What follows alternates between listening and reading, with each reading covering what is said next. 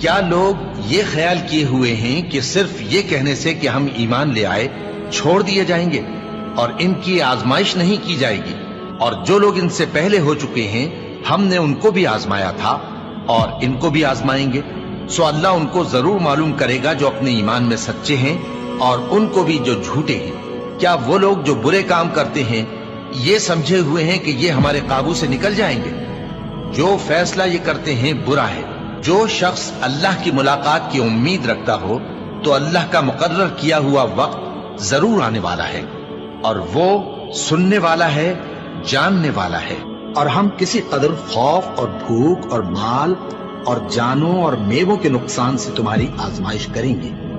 और सब्र करने वालों को बिशारत सुना दो कि उन लोगों पर जब कोई मुसीबत वाक़ई होती है तो कहते हैं कि हम अल्लाह ही का माल हैं और उसी की तरफ लौट कर जाने वाले।